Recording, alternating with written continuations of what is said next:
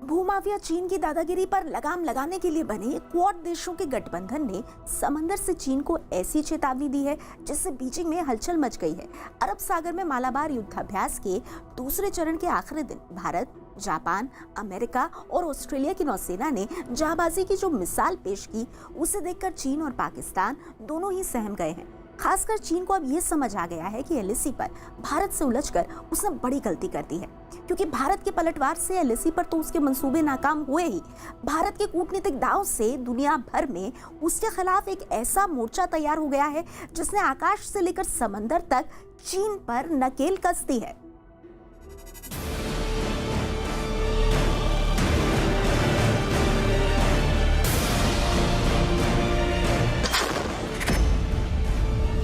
समंदर में खत्म चीन की चौधराहट।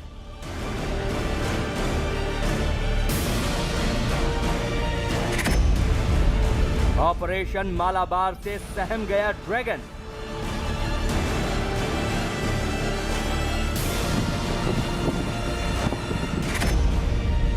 चीन पर नकेल कसने को तैयार क्वाड।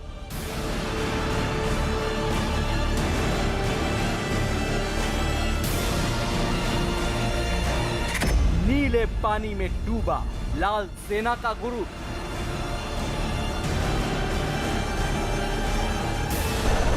अरब सागर में गरजे क्वाड के 4 याक।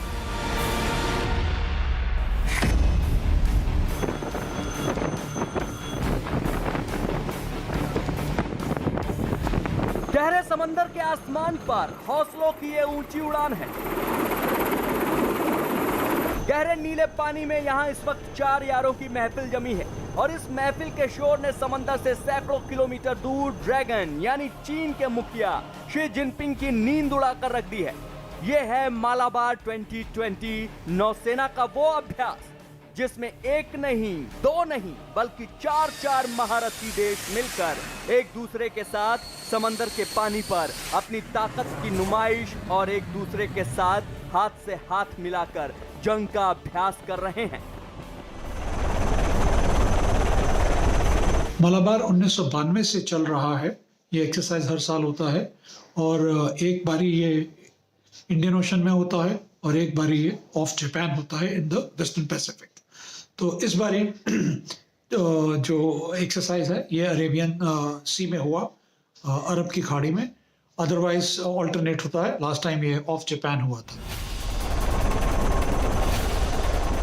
मालाबार 2020 दरअसल समंदर के भीतर भारत की बढ़ती ताकत का एक बेहतरीन और नायाब नमूना भी है, जिसकी वजह से चीन की परेशानी एक ही झटके में कई गुना बढ़ गई है। इस मालाबार 2020 के तीसरे दिन सामने आई तस्वीरें वाकई हैरत अंगेज हैं। अरब सागर में भारत, अमेरिका, जापान और ऑस्ट्रेलिया की नौसेनाएं साझा युद्धाभ्यास कर रही हैं। अमेरिका के यूएसएस निमित्ज और भारत के आईएनएस विक्रमादित्य पर तैनात लड़ाकू विमानों के जरिए युद्ध जैसे हालातों में हो रहा यह सैन्य अभ्यास चीन के लिए किसी बड़ी चेतावनी से कम नहीं। इस युद्धाभ्यास में ऑस्ट्रेलिया की नौसेना का युद्धपोत HMAS बलार्ड और जापान की नौसेना का JS ओनामी भी शामिल है।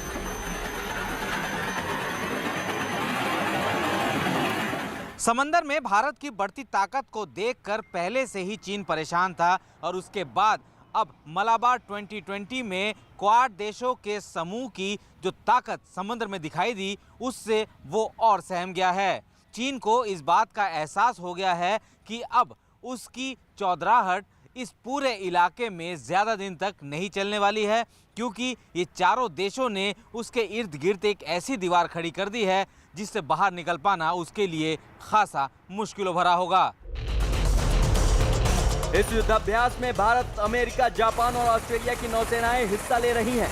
मालाबार युद्धाभ्यास ने क्वाड के 4 देशों की नौसेना की शक्तियों में जबरदस्त इजाफा किया है। इस अभ्यास के जरिए हर तरह के हालात में एक मिलीजुली कोशिश के तहत समंदर के अलग अलग हिस्सों में अपनी क्षमताओं को बढ़ाने के लिए होने वाले इस अभ्यास की अहमियत साल दर साल बढ़ती ही जा रही है।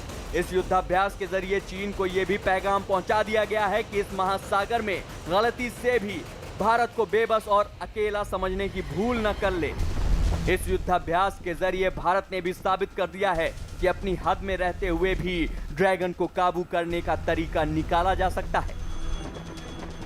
क्वाड के चलते एक और ही मीनिंग निकल रहा है और एक मैसेज जा रहा है टू चाइना कि आपका ये जो हाई हैंडेडनेस है, जो आप जो दबदबाव डालने की कोशिश कर रहे हैं वर्ल्ड पे, और वो अब चलने नहीं देंगे। और अब ये एक्सरसाइज बढ़ते बढ़ते एक और ही शेप लेगी और ये एक मैसेज देगी चाइना के बढ़ते हुए प्रभाव को इस इलाके में।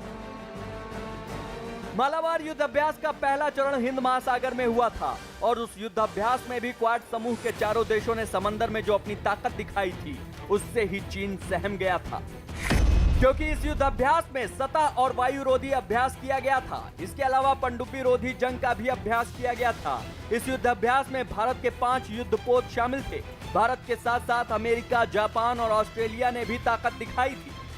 असल में क्वाड समूहों के चारों देश चीन की विस्तारवादी नीति पर लगाम लगाना चाहते हैं।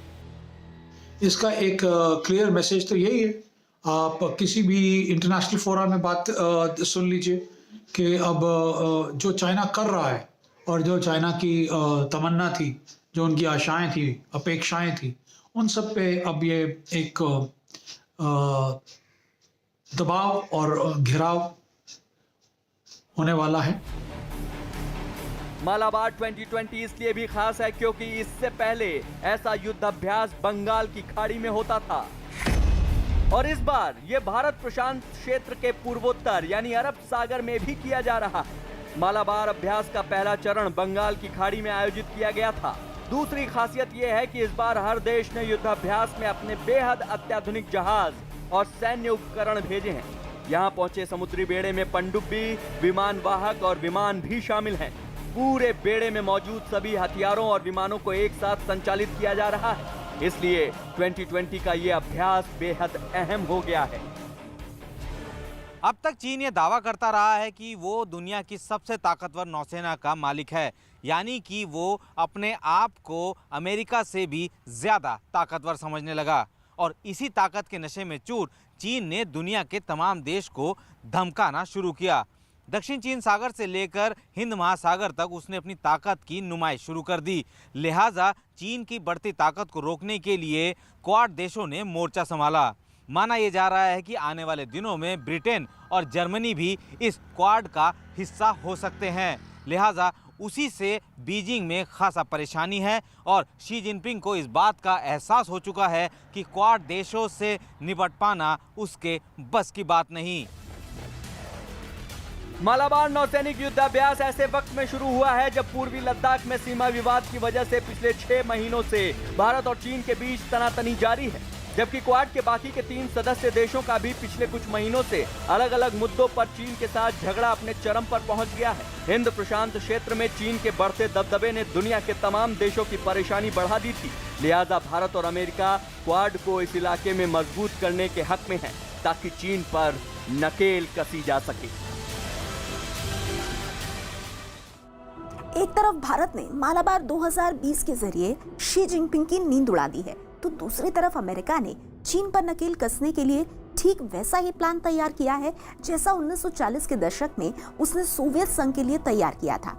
चीन की विस्तारवादी नीति पर चौतरफा मार करने के लिए अमेरिका ने जो प्लान तैयार किया है उसके 70 पन्ने ही सामने आए हैं, लेकिन इसे देखकर चीन के होश उड़ चुके हैं, क्योंकि चीन को रोकने के इस ब्लूप्रिंट को अंजाम तक पहुंचाने के लिए कनाडा, न्यूजीलैंड, ऑस्ट्रेलिया और ब्रिटेन ने भी अमेरिका से हाथ मिला लिया है। इस तरह चीन अब पूरी दुनिया में अकेला पड़ चुका है।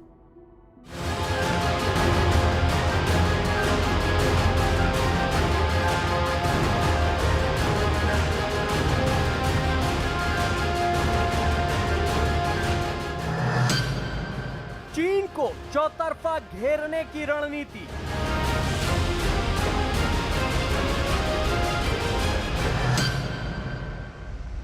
मालाबार 2020 से चिंतित है चीन।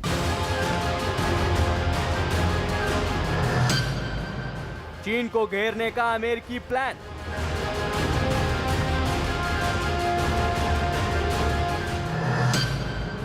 अमेरिका के सीक्रेट प्लान के 70 पन्ने।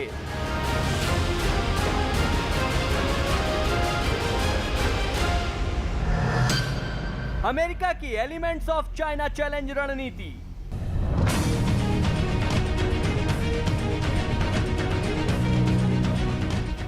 युद्धाभ्यास के जरिए चीन को एक पैगाम तो मिल ही चुका है कि क्वाड देशों में से किसी से भी जोर जबरदस्ती दिखाने का मतलब है कि चारों देशों से दुश्मनी मोल लेना और अपने कारोबार को दुनिया भर में फैलाने की धुन में लगी चीन की शी जिनपिंग सरकार ये खतरा उठाने की हालत में कतई नहीं है।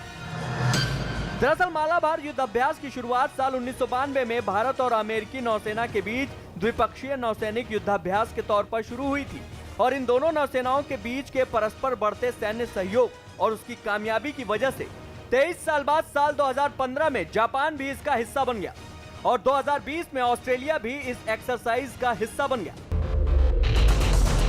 अब जरा इस मैप पर देखें, एक तरफ अमेरिका है जिसने भारत के समुद्री क्षेत्र में भारत के साथ मिलकर यह युद्धाभ्यास शुरू किया था, फिर इसमें जापान शामिल हुआ और उसके बाद ऑस्ट्रेलिया, और इन चारों के मिल जाने से दुनिया भर में अपना परचम फहराने की चीन की मंशा पर एक ही झटके में लगाम लग गई। इतना ही नहीं, जिस समंदर पर चीन अपनी हुकूमत कायम करने के मंसूबे पाले बैठा था, वहां भारत ने अमेरिका, जापान और ऑस्ट्रेलिया के साथ मिलकर चौकन्ने पहरेदार बैठा दिए हैं।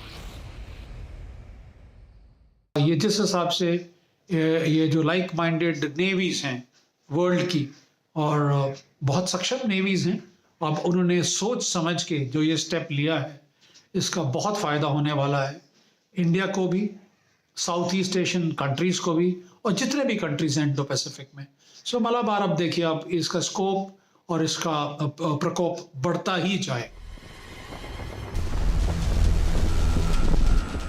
चीन में इस वक्त सबसे बड़ी चिंता इस बात को लेकर है कि नौसेना की 4 बड़ी ताकतें एक साथ समंदर में उतर आई हैं, यानी एक साथ इस चतुष्कोणीय चक्रव्यूह से निपटना शी जिनपिंग के लिए नामुमकिन के बराबर है।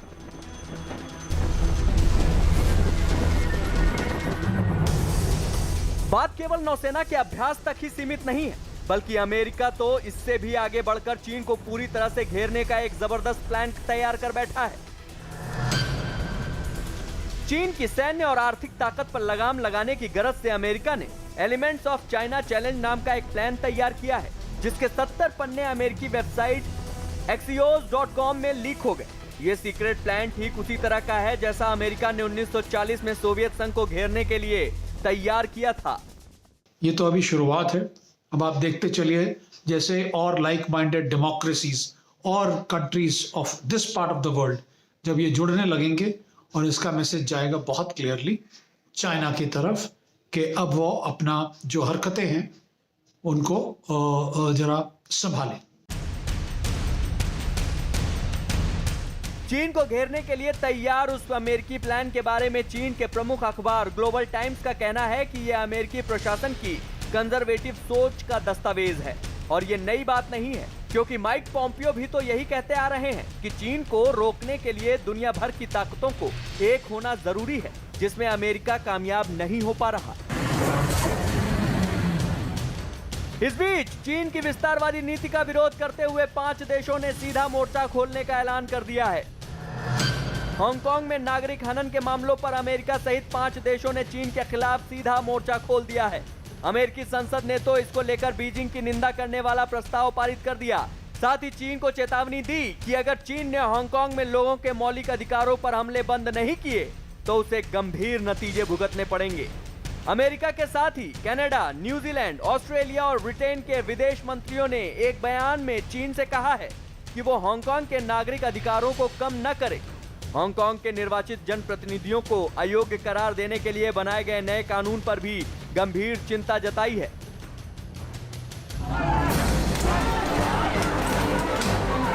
हांगकांग में चीन किस तरह के जुल्म कर रहा है, ये पूरी दुनिया में किसी से छिपा नहीं है।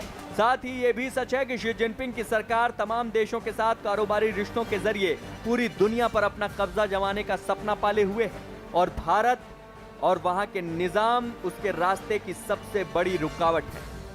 इतना ही नहीं, भारत के क्वाड देशों के साथ अच्छे रिश्तों ने ही एक तरह से चीन के गुरूर को समंदर में गहरे डुबो दिया है। जाहिर है भारत के इस बढ़ते कदम से चीन का ड्रैगन इस वक्त तिलमिला रहा है।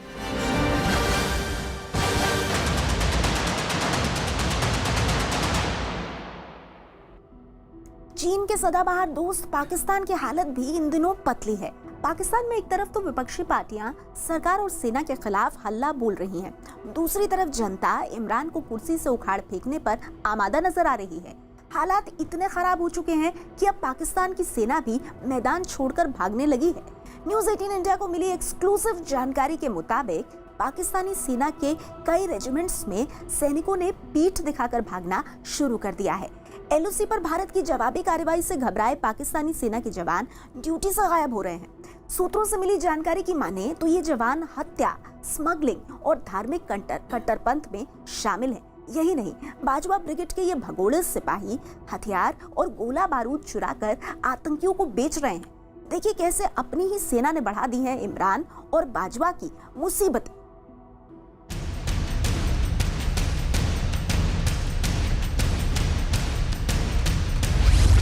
पीठ दिखाकर भागी बाजवा की बुज़दिल फौज। भारत के डर से पाकिस्तानी सेना में भगदड़। सेना में भागम भाग से बढ़ी बाजवा की मुसीबत। अपने 5,60,000 सैनिकों के दम पर इमरान खान भारत को चुनौती देने का दुस्साहस करते हैं। पाकिस्तान की हुकूमत अपनी फौज के दम पर जंग की गीदड़ भभकी देती है, लेकिन पाकिस्तान की उसी फौज में दहशत फैल गई है। बाजवा के बुज़दिल सिपाहियों के दिल में खौफ घर कर गया है। भारतीय सेना के अदम्य साहस और शौर्य से पाकिस्तान की फौज में खलबली मची है। हालात ऐसे हो चले हैं कि अब पाकिस्तान के सैनिक अपनी पोस्ट छोड़कर भाग रहे हैं। पाकिस्तान के सैनिक बिना बताए गायब हो रहे हैं। मौत के डर से बाजवा की कायर सेना अंडरग्राउंड हो रही है। पाकिस्तानी सेना के अलग अलग रेजिमेंट के सैकड़ों जवान बिना जानकारी दिए गायब हो रहे हैं। हालात कितने खराब हैं इसका अंदाज़ा इसी बात से लगाया जा सकता है कि पाकिस्तानी सेना के आला अफसरों को भी अपने भगोड़े जवानों के बारे में कोई जानकारी नहीं मिल पा रही।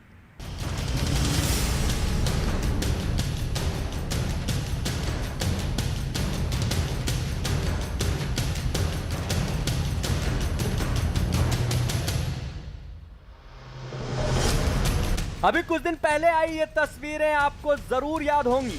पाकिस्तान लगातार सीज फायर का उल्लंघन कर रहा है, जिसका जवाब देते हुए भारतीय सेना ने पाकिस्तान के कई पोस्ट तबाह कर दिए थे। भारत की इस जवाबी कार्रवाई में पाकिस्तान के कई सैनिकों के मारे जाने की खबर भी सामने आई थी। आपको यकीन नहीं होगा, लेकिन भारतीय सेना की ओर से की गई इस तरह की जवाबी कार्रवाई से बाजवा ब्रिगेड में खौफ पसरा हुआ है। पाकिस्तान सेना के जवानों को इस बात का डर सता रहा है कि कहीं उन्हें भी मौत नसीब न हो जाए। यही वजह है कि वो अपनी पोस्ट छोड़कर भाग रहे हैं। पंजाब रेजिमेंट की ही तरह पाकिस्तान सेना के दूसरे रेजिमेंट के जवान भी एलओसी पर तैनाती से कतरा रहे हैं। पाकिस्तान सेना में अनुशासनहीनता चरम पर है, जिसने बाजवा और इमरान खान की मुसीबतें बढ़ा दी हैं। एक खुफिया रिपोर्ट के मुताबिक साल 2020 में 2019 के मुकाबले पाकिस्तानी सेना में अनुशासनहीनता के मामले में 47% का इजाफा हुआ। इसमें पंजाब रेजिमेंट में सबसे ज्यादा 78%, बलोच रेजिमेंट में 61% और मुजाहिद रेजिमेंट में 54% अनुशासनहीनता के मामलों में बढ़ोतरी दर्ज की गई।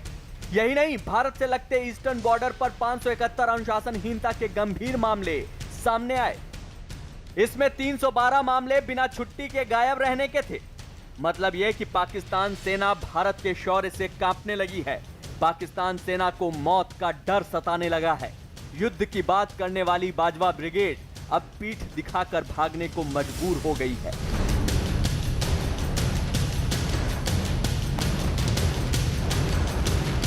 अगर फौज में लोग डिसिप्लिन नहीं हैं और गायब हो रहे हैं, अत्याचार कर रहे हैं, लूटपाट कर रहे हैं, ये अपने आप में फौजी के खून में नहीं होता है।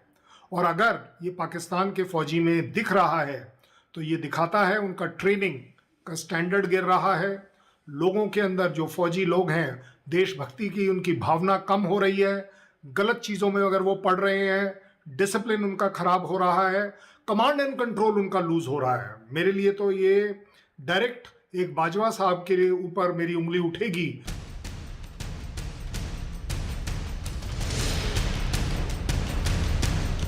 पाकिस्तान सेना में लगातार बदतर होते हालात से जनरल बाजवा बेहद परेशान हैं। तो उनकी एक और परेशानी का सबब यह है कि पाकिस्तान सेना के जवान भारत के डर से पीठ दिखाकर भाग ही नहीं रहे, बल्कि वो अंडरग्राउंड होने के बाद हत्या, हथियारों की स्मगलिंग और धार्मिक कट्टरपंथ को बढ़ावा देने में शामिल पाए जा रहे हैं। हाल ही में पाकिस्तान की स्पेशल सर्विस ग्रुप यानी एसएसजी के एक सूबेदार और 4 जवानों का कोर्ट मार्शल हुआ था। ये जवान एसएसजी यूनिट से हथियारों और गोला बारूद गायब कर आतंकियों को बेच रहे थे। पाकिस्तान सेना के हर एक उस जवान की आईएसआई जांच कर रही है जो सरहद से वापस पाकिस्तान के दूसरे इलाकों की ओर लौट रहा है, क्योंकि पाकिस्तान सेना के जवान अपनी ही यूनिट से हथियार और गोला बारूद चुराकर दहशतगर्दों को बेच रहे हैं। ऐसे में सवाल ये कि क्या पाकिस्तान की सेना अनुशासनहीनता के सारे रिकॉर्ड तोड़ने पर आमादा है? क्या पाकिस्तान सेना के जवानों को कोई कार्रवाई का डर नहीं, या फिर उन्हें पाकिस्तान सेना के अधिकारियों की ओर से खुली छूट मिली हुई है? पाकिस्तानी सेना पूरी दुनिया में एक अनुशासनहीन सेना के रूप में जानी जाती है, इसलिए कि वहाँ पे सेना में काम करना देश प्रेम की भावना से तो बिल्कुल नहीं होता और कैरियर भी नहीं है। वहाँ पे पाकिस्तानी सेना में नौकरी करना एक बिजनेस है। पाकिस्तान में आप बड़े शहरों में चले जाएं, उनके इस्लामाबाद में, कराची में, रावलपिंडी में, एबटाबाद में जो सबसे बेहतरीन मकान होंगे या तो पाकिस्तानी फ़ौज के अफसरों के होंगे या क्रिकेट खेलने वालों के होंगे। ये सबसे संपन्न वर्ग वहाँ है। तो पाकिस्तानी सेना का अधिकारी बाकायदा व्यापार करता है। पाकिस्तान के वजीर आजम इमरान खान और उनके सिपहसालार कमर जावेद बाजवा के लिए सेना में बढ़ती अनुशासनहीनता, भारत की वजह से सैनिकों के दिलों में समाया खौफ, ये तमाम चीजें किसी बड़ी मुसीबत से कम नहीं। तो पाकिस्तान के आंतरिक हालात जिस तरह तेजी से खराब होते जा रहे हैं, उसने भी इमरान और बाजवा की नींद उड़ा रखी है। विपक्षी पार्टियों ने इमरान सरकार के खिलाफ मोर्चा खोल रखा है, जबकि कट्टरपंथी ताकतें पहले से ज्यादा शक्ति के साथ सिर उठा रही हैं। रावलपिंडी और इस्लामाबाद में हुए प्रदर्शनों के साथ कट्टरपंथी जमातों का सरकारी फैसलों पर हावी होना सबूत है कि इमरान खान और बाजवा के लिए आने वाले दिन चुनौती भरे होने वाले हैं। पाकिस्तानी सेना और इमरान सरकार को इस बात का डर है कि कहीं उनके खिलाफ उठी बगावती आग पीओके तक न फैल जाए।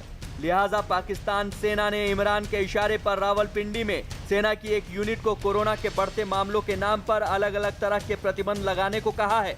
साथ ही सिरदर्दी का सबब बनते सेना के हालात पर पर्दा डालने के लिए बाजवा ने इमरान सरकार के साथ मिलकर कोरोना से बिगड़ते हालात का झूठा प्रचार कर पूरे देश में लॉकडाउन की तैयारी भी की है। इसकी शुरुआत पीओके से की जा रही है।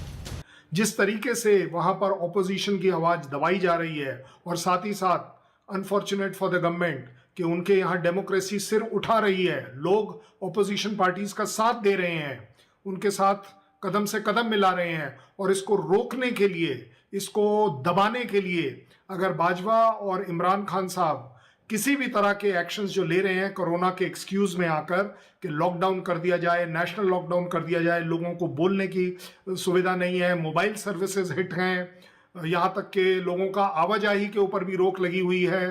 कोरोना के नाम से आप ये सब कर जरूर पाएंगे, लेकिन कितने दिन कर पाएंगे?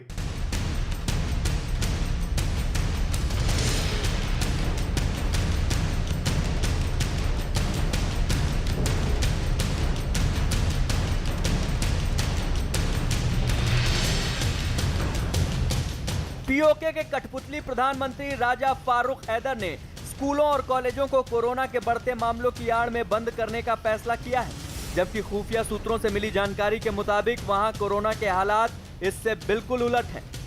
वहां कोरोना के मामले पाकिस्तान के दूसरे प्रांतों की तुलना में बेहद कम है। पीओके में लॉकडाउन सिर्फ पाकिस्तानी सेना के हुक्म पर किया जा रहा है। एकजुटता और जनता की नाराजगी को दबाने के लिए धीरे धीरे पूरे पाकिस्तान में लॉकडाउन लगाने की तैयारी है।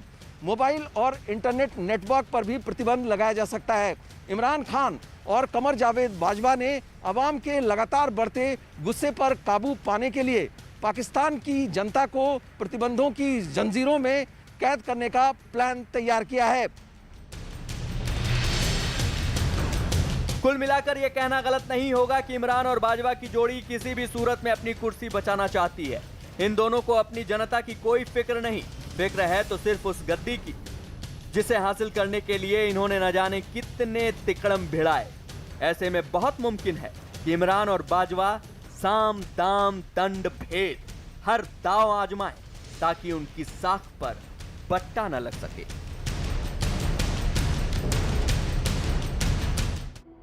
इमरान खान और कमर जावेद बाजवा अपनी सेना की बुजदिली से परेशान हैं, लेकिन इस परेशानी में भी वो आतंक का दामन नहीं छोड़ रहे। पाकिस्तान की हुकूमत और वहां की फौज को लगता है कि दहशतगर्द ही उन्हें विद्रोह के रूप में सामने आई मुसीबत से बाहर निकाल सकते हैं।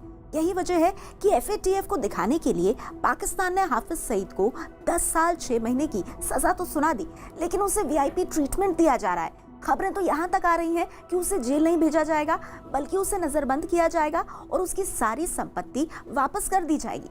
हालांकि दुनिया को चकमा देने की पाकिस्तान की इस कोशिश का भारत ने भंडाफोड़ कर दिया है। भारत ने हाफिज सईद ही नहीं बल्कि नगरोटा में मारे गए आतंकियों की पहचान से जुड़ा सच भी दुनिया के सामने रख दिया है।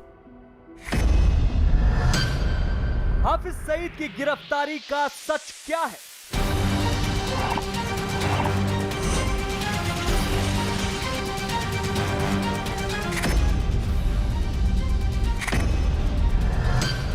नगरोटा में नाकाम साजिश की हकीकत क्या है?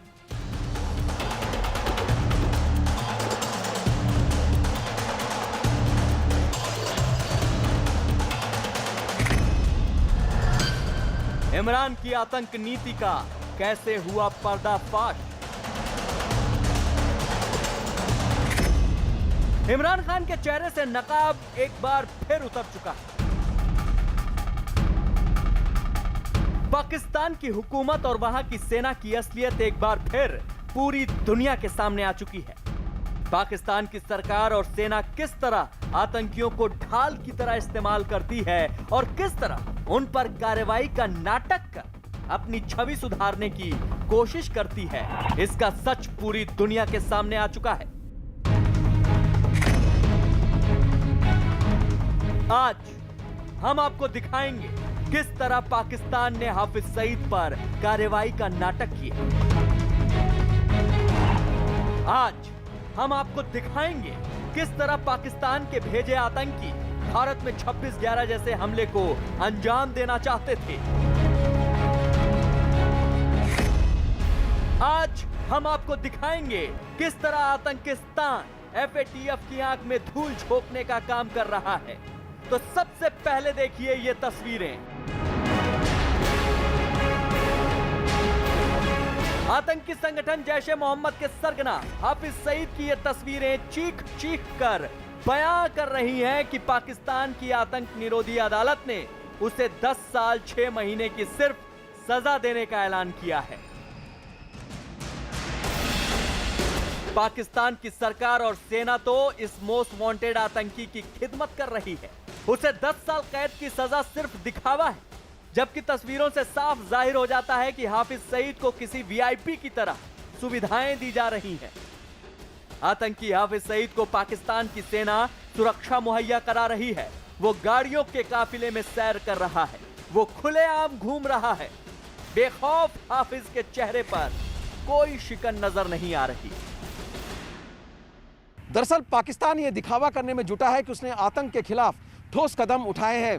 FATF की चाबुक से बचने के लिए पाकिस्तान की अदालत ने हाफिज को सजा देने की घोषणा तो कर दी, लेकिन जानकारों का मानना है कि कोर्ट की सजा का असर हाफिज पर नहीं होने वाला।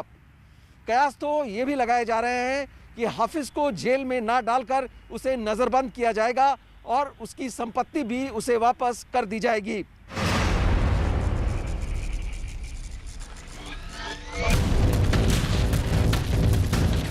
अक्टूबर में हुई FATF की बैठक में पाकिस्तान को आतंकवाद के खिलाफ काम न करने पर ग्रे लिस्ट में ही रखने की सहमति बनी थी। FATF ने कहा था कि पाकिस्तान ने उसकी 27 शर्तों में से सिर्फ 21 को ही पूरा किया है। इसमें भारत के वांछित आतंकवादियों मौलाना मसूद अजहर और हाफिज सईद के खिलाफ कार्रवाई न करना भी शामिल था। लिहाजा FATF को भी पाकिस्तान की एंटी टेरर कोर्ट से आई ये तस्वीरें गौर से देखनी चाहिए, जिससे इस बात की तस्दीक होती है कि आज भी हाफिज सईद किस कदर बेखौफ है। पाकिस्तान पर आजकल FATF का बहुत बड़ा दबाव है कि आप आतंकवादियों को फंड मुहैया करते हैं या आतंकवादियों को फंड मुहैया कराने के लिए आप खुली छूट देते हैं। और उस चक्कर में जो पूरी दुनिया में कुख्यात सरगना है हाफिज मोहम्मद सईद, उसके ऊपर सज़ा देने का प्रावधान है। उसने बम्बई में विस्फोट कराए, दुनिया भर में कराता रहता है, तो उसके ऊपर एक्शन लेना है उनको। तो एक्शन नहीं लेके एक्शन लेने का अभिनय करते हैं। उसको सज़ा सुना दी और सज़ा सुनाने के बाद जेल में उसके ऐशो आराम का सारा बंदोबस्त होता है, उसका दरबार लगता है। अगर अब भी फाइनेंशियल एक्शन टास्क फोर्स और पूरी दुनिया को पाकिस्तान की आतंक नीति पर किसी तरह का शक है, तो एक और सबूत है जो ये बताता है कि नगरोटा में मारे गए आतंकी कहां से आए थे, पाकिस्तान के किस आतंकी संगठन से उनका ताल्लुक है और उनके मंसूबे क्या थे। गौर से देखिए ये चिट्ठी। अब आपको इसका मजमून भी समझा देते हैं। इस चिट्ठी में लिखा है, आज गजनवी फोर्स के 4 साथी शहीद हो गए हैं। इन भाइयों ने भारत के साथ लड़ाई लड़ी। ये हमारे 4 साथी बिल्कुल नए थे और हाल ही में आए थे। ये भारतीय सेना पर बहुत बड़ा हमला करने वाले थे। आपने देखा होगा इनके पास से भारी मात्रा में हथियार भारत ने बरामद किए हैं। बाकी संगठनों में हथियारों की कमी है, पर हमको नहीं। हम इन भाइयों की शहादत का बदला भारत से बहुत जल्द लेंगे। हम भारतीय सेना को कश्मीर से बाहर करेंगे। ये जंग आजादी तक जारी रहेगी। इस चिट्ठी के ऊपर लिखा है जम्मू कश्मीर गजनवी फोर्स। जी हां, वही गजनवी फोर्स जिसे मसूद अजहर ने बनाया था। एफएटीएफ की नजरों से बचने के लिए उसने गजनवी फोर्स के नाम से ही नया आतंकी संगठन तैयार किया था। तो नगरोटा में जो आतंकी मारे गए वो इसी आतंकी संगठन से ताल्लुक रखते थे। दरअसल जम्मू कश्मीर में पाकिस्तान की खुफिया एजेंसी आईएसआई बड़े आतंकी हमले करने की साजिश रच रही है। आईएसआई पुलवामा जैसा हमला करने की फिराक में है। लिहाजा पाकिस्तान की खुफिया एजेंसी आईएसआई ने सभी आतंकी गुटों के साथ मिलकर नया ग्रुप बनाया है, जिसका नेतृत्व जैश-ए-मोहम्मद कर रहा है। इस आतंकी संगठन का नाम गजनवी फोर्स दिया गया है। शुक्रवार को प्रधानमंत्री नरेंद्र मोदी की अध्यक्षता में एक उच्च स्तरीय बैठक बुलाई गई। बैठक में गृह मंत्री अमित शाह और राष्ट्रीय सुरक्षा सलाहकार अजीत डोभाल भी शामिल थे। वहीं बैठक में पीएम मोदी द्वारा ट्वीट करते हुए पाकिस्तान पर हमला किया गया। पीएम मोदी ने लिखा, पाकिस्तान स्थित आतंकवादी संगठन जैश-ए-मोहम्मद से जुड़े 4 आतंकवादियों का मार गिराया जाना और उनके पास से बड़ी मात्रा में हथियारों और विस्फोटकों की मौजूदगी का होना यह संकेत देता है कि वो बहुत बड़े हमले की फिराक में थे, लेकिन उनके प्रयासों को एक बार फिर विफल कर दिया गया। हमारे सुरक्षा बलों ने एक बार फिर अत्यंत बहादुरी का परिचय दिया। उनकी सतर्कता के कारण उन्होंने जम्मू कश्मीर में जमीनी स्तर के लोकतांत्रिक प्रयासों को हासिल करने के लिए एक नापाक साजिश को हराया है।